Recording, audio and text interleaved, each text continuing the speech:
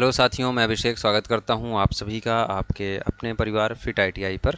और ये क्लास चल रही है आपकी MP PGCL plant assistant mechanical के लिए चल रही है और ये क्लास नंबर 3 है। इसके पीछे की 2 क्लासेस कंप्लीट हो चुकी हैं। प्लेलिस्ट मैंने इसका बना दिया है। इसके अलावा मैंने इसका सिलेबस क्या होने वाला है, एक एक चैप्टर वाइज आपको क्या पढ़ना है। सभी ट्रेड के लिए एक ही पेपर होगा, तो आपको चीज़ें ऐसी पढ़नी है, ऐसे लेके चलनी है कि सिर्फ आपकी ट्रेड नहीं, आपकी ट्रेड के अलावा और भी जो चीज़ें हैं वो भी आपको पढ़नी है। जैसे आपकी ट्रेड मशीनिस्ट है, फिटर है, वेल्डर है, डीजल मैकेनिक है और मोटर मैकेनिक व्हीकल है। इन सारे ट्रेड के जो बच्चे हैं, इसके अलावा और भी जो ट्रेड के बच्चे एलिजिबल हैं, उन सबको एक ही सिलेबस पढ़ना है। तो किस किस चैप्टर से कितना आया था वो हमने बताया है। इसके अलावा ये कोर्स अगर आपको फुल ज्वाइन करना है तो 499 रुपये फ़ीस है। इस कोर्स में आपको वीडियो क्लासेस मिल जाएंगी, थ्योरी, साथ में क्लास की नोट्स मिल जाएंगी, मेरे हाथ से लिखे हुए जो भी इंपॉर्टेंट चैप्टर हैं उनकी नोट्स आपको मिल जाएगी, साथ में टेस्ट सीरीज़ मिल जाएगी। अब टेस्ट सीरीज़ का फीचर मैंने अलग से भी डलवा दिया है, बहुत ही कम फीस में सिर्फ और सिर्फ टेस्ट सीरीज़ भी आप ले सकते हैं अगर कहीं और से पढ़ रहे हैं तो। लेकिन मेरी तरफ से ये रिकमेंडेड नहीं है। आप ये पूरा का पूरा कंप्लीट कोर्स ज्वाइन करेंगे तो आपको ज़्यादा हेल्प मिलेगी। तो एप्लीकेशन को डाउनलोड कर लीजिए, लिंक डिस्क्रिप्शन में है, वहाँ से जा करके पढ़िए। बाकी आज की क्लास हम लोग स्टार्ट करते हैं। आज की क्लास नंबर 3 है और आज का हमारा टॉपिक क्या है? 5S। 5S के बारे में हो सकता है कि बहुत सारे बच्चों ने नहीं सुना होगा या ना ही पढ़ा होगा। अब फिटर ट्रेड के जो भी बच्चे उन्होंने 5S के बारे में थोड़ी सी जो है इंट्रोडक्शन पढ़ी होगी, लेकिन यहाँ से सवाल पिछले बार जो है आपके MPPGCL के एग्ज़ाम में पूछे गए हैं। तो जो भी चीज़ें, जो भी टॉपिक आज तक के जितने भी एग्ज़ाम में पूछे गए हैं, उन सबको हमने इंक्लूड किया है इसमें कि आपके 5S से बनने वाले कोई भी प्रश्न ना छूटें। तो देखिए, सबसे पहले हमारे पास सवाल ये है कि 5S है क्या? तो 5S क्या है? वर्कशॉप मैनेजमेंट का एक मेथड है। क्या है दोस्त? 5S आपका वर्कशॉप मैनेजमेंट का एक मेथड है। वर्कशॉप मैनेजमेंट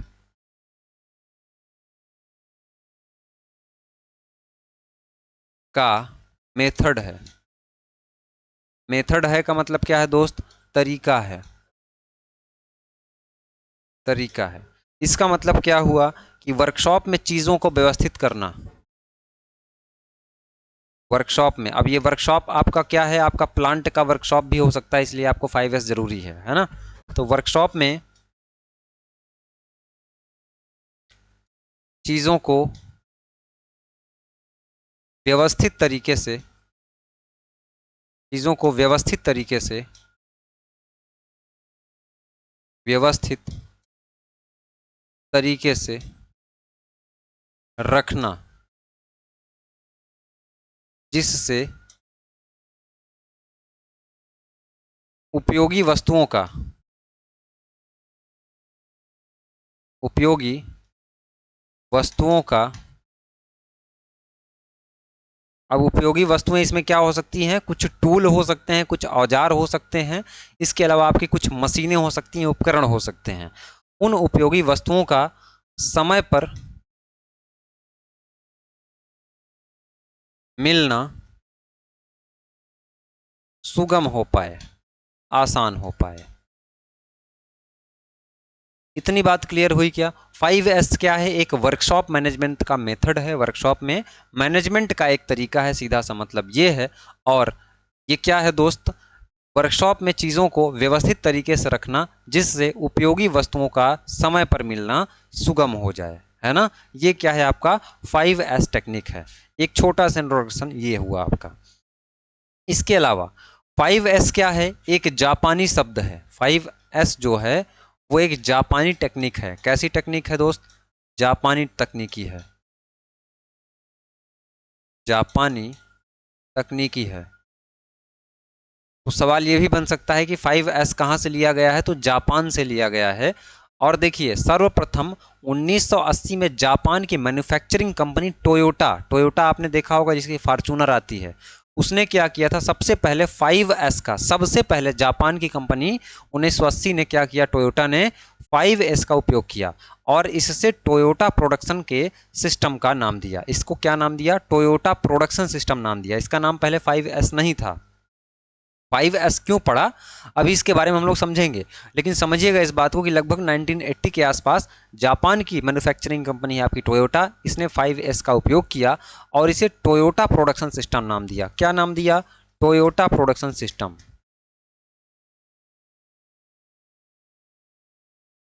प्रोडक्शन सिस्टम, इसको क्या नाम दिया? टोयोटा प्रोडक्शन सिस्टम नाम दिया।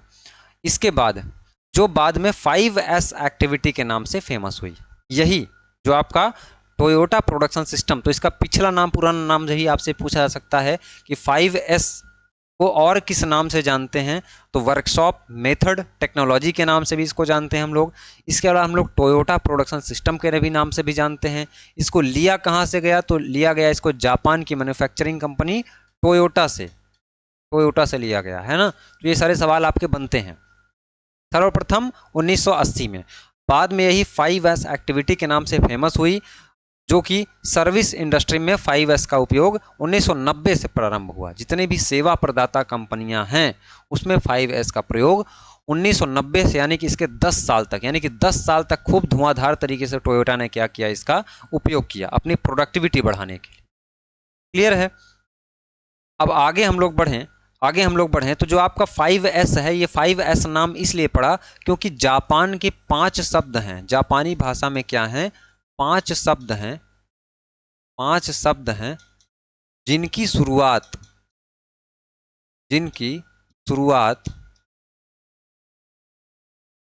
S अक्षर से होती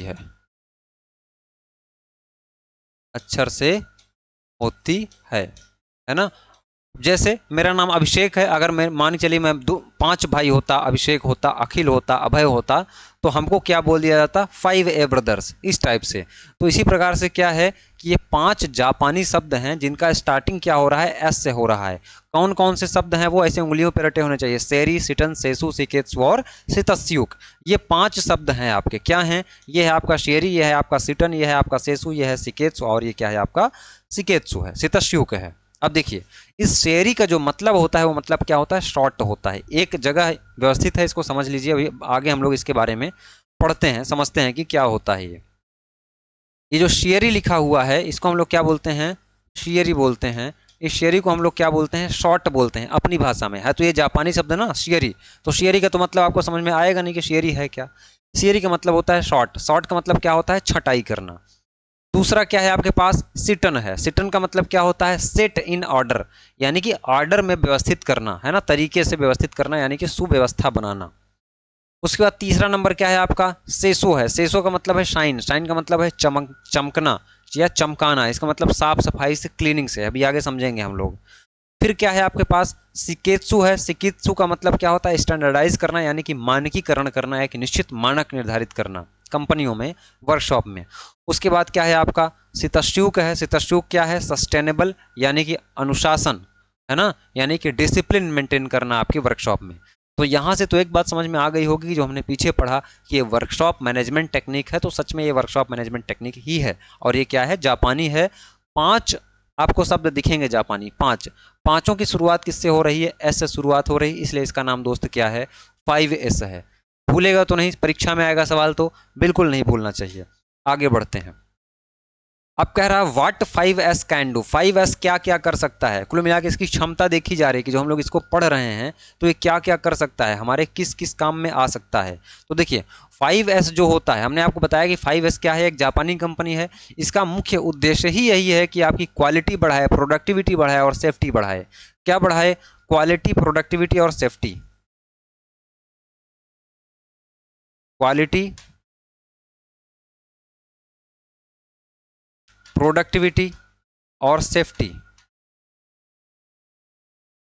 ये तीनों चीज़ों पे कौन काम करता है आपका, जो कि काम करता है आपका 5S काम करता है। इतनी सी बात क्लियर हुई। तो अब देखिए फिर से यहाँ पे क्या लिखा हुआ है, असमानता को आइडेंटिफाई कर सकता है। असमानता का मतलब क्या है कि अगर कुछ चीज़ें अलग अलग तरीके से रखी हुई हैं, जैसे मान के चलिए कि आपके घर में 4 से 5 बच्चे हैं, कुछ बच्चे छोटे हैं, कुछ बच्चे बड़े हैं, उनको आइडेंटिफाई कर पाना कि ये छोटा है, ये बड़ा है, ये क्या करता है आपका 5S करता है। उसी प्रकार से आपके वर्कशॉप में बहुत सारी चीज़ें रखी होती हैं, तो आपको ये अगर आपको आइडेंटिफाई करना है कि कौन कब उपयोग में लाने लायक है। जैसे घरों में आप लोग देखेंगे तो ठंडी के कपड़े अलग होते हैं जिनको कभी एक स्पेशल सीजन में यूज़ किया जाता है, और गर्मी के कपड़े अलग कंडीशन में रखे होते हैं, अलग तरीके से रखे होते हैं, अलग जगह रखे होते हैं, उनकी अलग अलग व्यवस्था बनानी पड़ती है।